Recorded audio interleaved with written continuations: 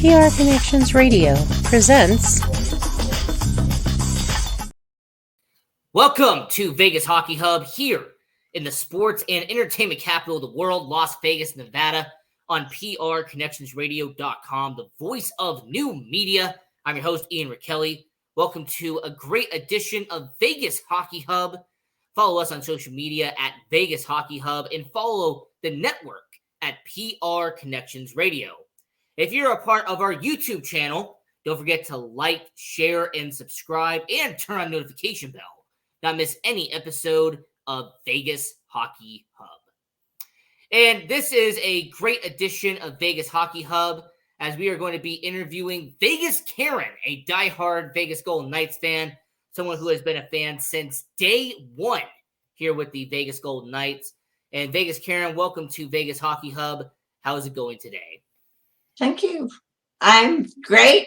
It is raining in Las Vegas, which is very unusual. So, well, really, what's going on is that it's raining because your Vegas Golden Knights won a Stanley Cup championship, and we're still celebrating and having a good time. Am I right? We're still raining down the parade. Okay. If you say so.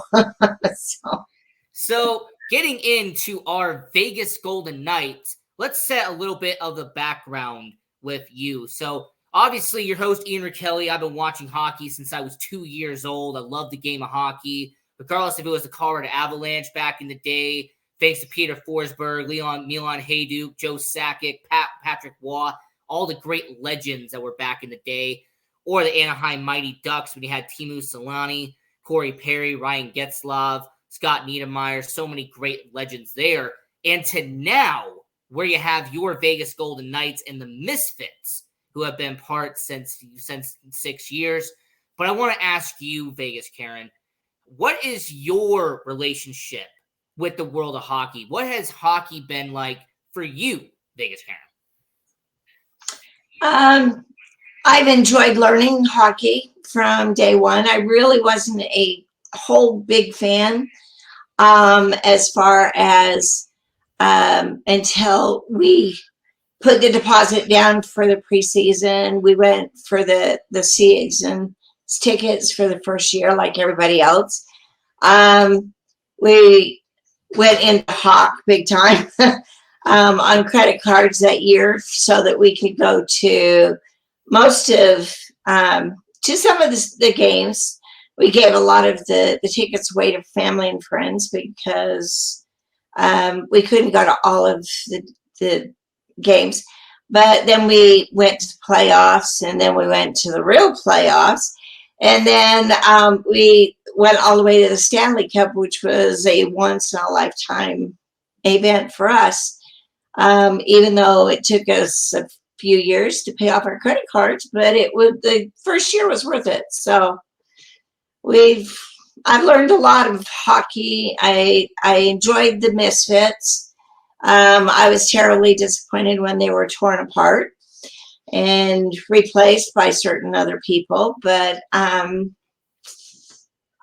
learned over the years that somebody once told me that you don't get to love the players on the team because they don't last very long. So. And I think that was you that told me that. Oh, I think on a previous episode of Vegas Hockey Hub, all this long time ago, I did mention that, look, don't get attached to players because at the end of the day, sports is a business. At the end of each outcome, sports is about dollar signs. It's about making money. And players are going to come and go. Players are going to get signed. They're going to be released. They're going to be bought out, traded. They're going to retire. It's the way sports is. So I always say, don't get attached to players because they're not going to be here long term. They're not going to be here forever. And before the Vegas Golden Knights, I know Las Vegas, they had hockey here. You know, the Las Vegas Wranglers, ECHL, which was the minor league team back in the day. Right. They also had preseason hockey. The Colorado Avalanche, LA Kings used to have preseason games here back in the day. Right. But I want to know from you, Vegas Karen, because I used to go to those games all the time as a kid. But what about you? Since you are Vegas Karen, since you love the city of Las Vegas, did you have any prior experience in hockey with Las Vegas before the Golden Knights showed up? Oh yeah.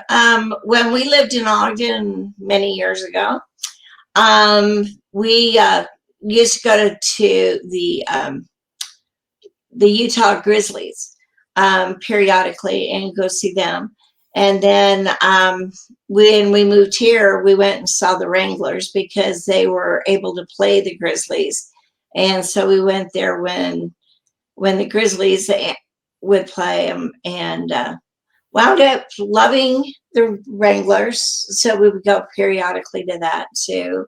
One of our favorite things to do during the year was go to the I think it was called the Fury, the Frozen night of Fury, yeah. Frozen Fury, yeah. And we went once, probably the last game before all the NHL happened, where the Kings would come into town. They would play the Avalanche. The Avalanche would come into town, and the fans, they would usually get in their face, but this time they really got into each other's faces, and they wound up fighting in the halls and all kinds of things. It turned out to be quite a mess, and Oh, I bet. it was not fun to sit there and watch it. LA Kings fans are very passionate. That's one thing I learned about all of you LA Kings fans. You're very passionate about your Kings. And since we were talking about minor league hockey to kind of begin this part of the show and kind of establishing your connection to hockey before we break down what's happening next, Right. did you have any familiarity with like professional hockey? Because yes, I understand that there are the NHL teams. I mentioned Colorado and LA on my end because I got to watch them growing up. But have you ever been to like another state, for example, before you got to Las Vegas that kind of had hockey in there? Like, is there any like states that you were either visiting or you lived before you got to Las Vegas that kind of had ties to the game of hockey? Yeah, we went to a couple of hockey games in Houston where we lived, and that was quite an experience. We actually took our grandson to a mall in Colorado when we lived there, and he was very young, and we stood in line for hours so that he could see the Stanley Cup. And the Stanley Cup was like half of what he was. And the person that was next to it, that was guarding it, saw that he was struggling quite a bit, to even be around it. That he literally picked him up and sat him in the Stanley Cup with his legs over the top of it. Oh, wow. And that was one of the most interesting things that we did. But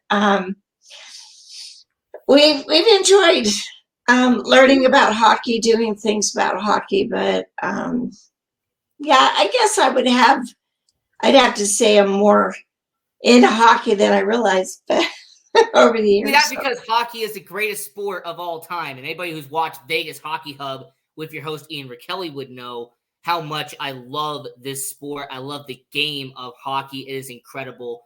Now, getting to your modern day Vegas Golden Knights, your Stanley Cup champion Vegas Golden Knights.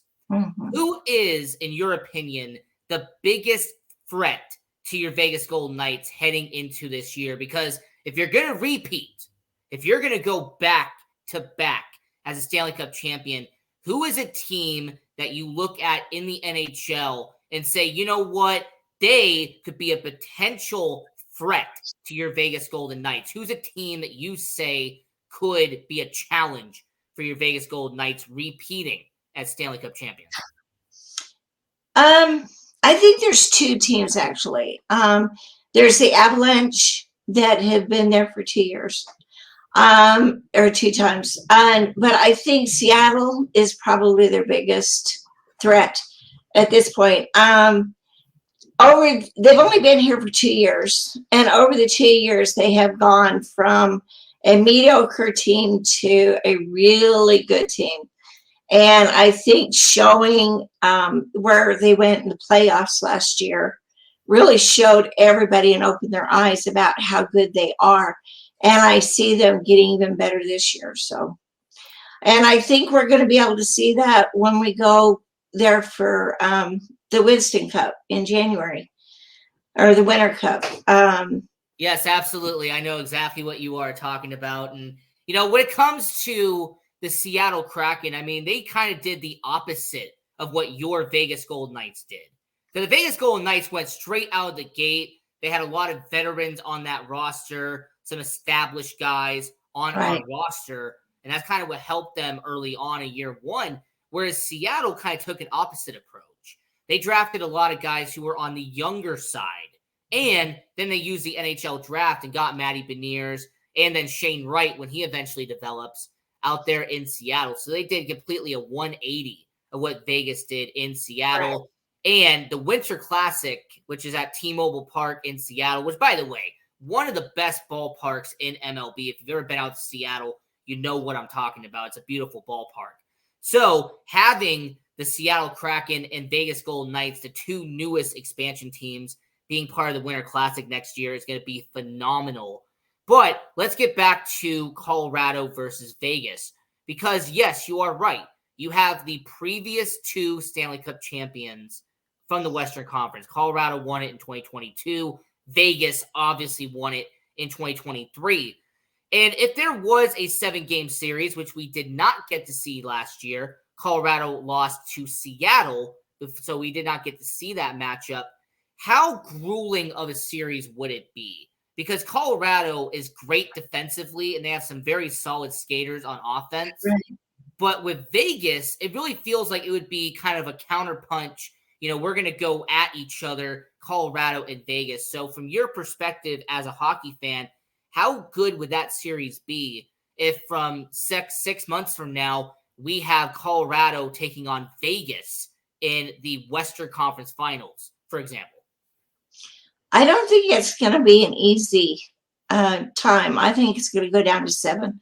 And I don't think that the numbers are going to be that high. So it's just going to be a matter of maybe one goal in a win, you know. So if Vegas is 3-2, they're going to turn it around the next game and have us looking bad instead of them. So I think it's just going to be a repeat of having low scores, having game 7. And to be honest, that's what the NHL wants. You know, they want to do the 7 games. They don't want to have somebody blown out in 4 or 3.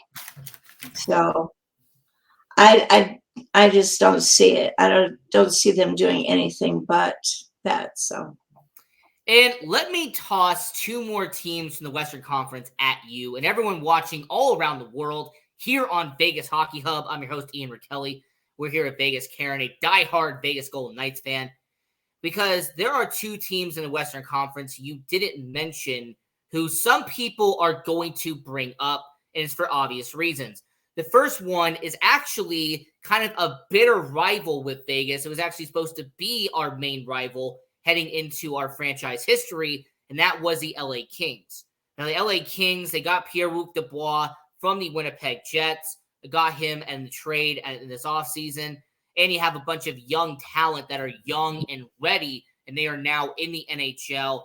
And plus, they have some solid veterans in Philip Deneau, and you have some pretty good up-and-coming guys on the back end. So the LA Kings are kind of a first team you can mention, but also the Edmonton Oilers. And when you mention the Edmonton Oilers, of course, you have to talk about the best hockey player in the world right now in Connor McDavid. I mean, this guy is phenomenal. Almost nobody is on the same wavelength in terms of what he's doing on the ice. And, of course, you have his ice partner in Leon Draisaitl, who's one of the best players in the world as well. So what about them? Because you mentioned Seattle, you mentioned Colorado, but what about Edmonton and LA? 2 teams out there in the same division as Vegas, and 2 teams who do have some experience in the postseason. Well, both of the teams, they only have maybe 2 or 3 players on that whole team that are having to hold the rest of the team up. If it wasn't for them not being there, I don't think it would be a very good team. So as we are talking about the Vegas Golden Knights here on Vegas Hockey Hub, I'm your host, Ian Rachiele. And let's kind of focus on the Vegas Golden Knights very quickly, because goaltending is vital. And we saw in the Stanley Cup playoffs how important Stanley Cup goaltending is. And since you're a Vegas Golden Knights fan, you will know that the Vegas Golden Knights have had kind of a rotator's belt of goaltenders throughout their franchise history. Now, you had Marc-Andre Fleury, who is a Hall of Famer. He is going to be a first ballot Hall of Famer when he eventually gets inducted. Of course, it will be with the Pittsburgh Penguins. That's the sweater he will be inducted into, but he's a Hall of Famer nonetheless. So you had Marc-Andre Fleury for the first couple of years. Then you had Robin Lehner for a while. For a couple of years, Robin Lehner was the guy. Last year, Logan Thompson is an all-star for the Vegas Golden Knights. He gets hurt, and the guy they traded for this past offseason, Adin Hill from San Jose, they have him come into the starting role. He performs phenomenally, and he helps the Vegas Golden Knights win a championship, and Vegas rewarded him with a 2-year contract. So, as a Vegas Golden Knights fan perspective, what do you look at the goaltending, and what do you see? Because you have an all-star in Logan Thompson, and you have a Stanley Cup winning goalie in Adin Hill. I think as far as the goalies are concerned, I was quite frustrated and upset how Marc-Andre Fleury was basically kicked to the curb after he won his championship cup. He got the Venza, and they just kicked him to the curb. And I didn't really appreciate that very much, the way that the Knights treated him. But he did lose a game by a mistake that he made and lost us going into the championship, another championship. So I understand what they did, but I mean, they could have done it in a different way, in my opinion. But Logan Thompson came in. He showed what he had. He got hurt. I have noticed that when the goalies get hurt, they don't come back as well as they were before. It's like they've got a little bit of a fear factor at that point. Adin Hill came in, and I don't think we'd have the Stanley Cup from last year if it hadn't been for him picking up where Logan Thompson left off. And I think we're going to be a very good team this year, because you're going to have Adin Hill as the number 1 goalie, and then you're going to have Thompson as his backup. And as far as Lehner, I think they should just buy him out and get rid of him, because, you can actually see his meltdowns on the ice. And that's not good for hockey at all. So. Now, I will say of Robin Lehner being on long-term IR, I actually beg to differ. I believe you keep him for the last 2 years of that contract. Besides the fact that he's not going to be playing for the Vegas Golden Knights, he essentially will be a contract on the roster, but you're not really going to be seeing him in Vegas after that. Adin Hill definitely won Vegas the Stanley Cup, and he did a lot of good for the Vegas Golden Knights, and he definitely deserved that extension that he did get.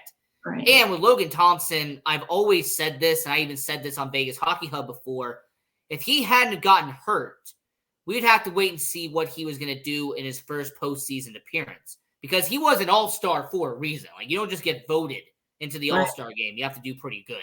Right. So for Vegas, I'm not worried about the offense. I'm really not worried about the goaltending, but there are question marks about the defense with your Vegas Golden Knights, because there are a section of Golden Knights fans who question the legitimacy of how good the defense is going to be going into a repeat as Stanley Cup champions. But then there's also Golden Knights fans who understand that you have one of the best shot blockers in Alec Martinez, one of the best two-way defensemen, Alex Pietrangelo, and one of the best guys in the NHL in Shea Theodore, who's a top 20 defenseman.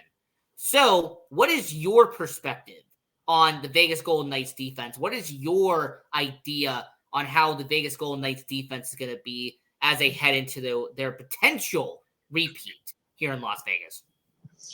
Well, I think they're going to find it a little bit on the difficult side without Riley Smith. That was one of the people that actually got us to the Stanley Cup with all of his scoring. And then again, they kicked him to the curb. So, and I was a little disappointed all again, because it seems like they're mainstreaming all of the misfits who were here on the first to somewhere else, or they're buying them out, or they're trading them, or they're doing whatever with them to kind of get rid of them. And I know that Marcia Salt's contract's up next year, and I would like to see him stay with us, and I would like them to do whatever they can to keep him. Even I understand that he's an older player, but he doesn't play like he's an older player. He plays like he's really in the game, and he's got a lot of experience that he can help the younger guys with to perform. So sometimes having older players on your team gives you more experience over the years and what has happened to you and what you can pass on to the new younger version of your teammates. So it's definitely going to be interesting to see what happened with those guys. But, when it comes to Vegas Golden Knights, there's always the whole salary cap situation. And Jonathan Marchessault, Chandler Stevenson, William Carrier, just a few examples of guys who could be free agents this upcoming year. Right. So take about a minute and really explain to everyone who's watching around the world, what should Vegas do for next year? Because, yes, you have about $87 million is the salary cap for next year. And Vegas, if it's done correctly, would have about $70 million. If everything's done correctly and they make enough moves to actually make it work, they could have about $16 million in cap space for your Vegas Golden Knights. But you also have to keep in mind, with that $16 million, there's going to be guys who are going to want to get paid. There are guys who are going to want to get some extensions, and that's going to eat up into that $16 million very quickly.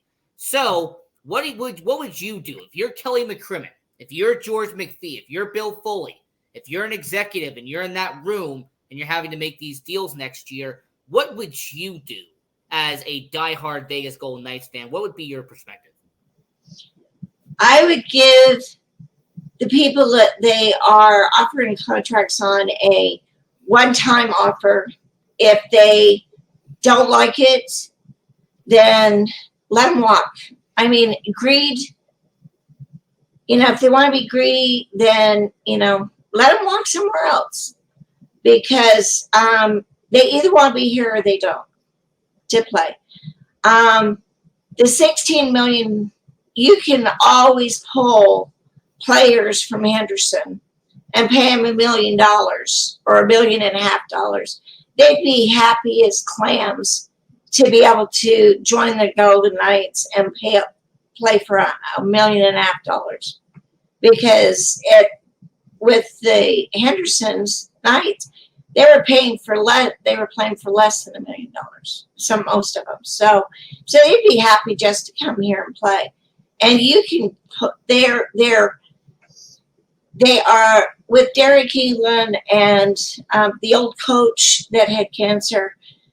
They have been preparing those players to be able to walk across to Las Vegas and join the Golden Knights.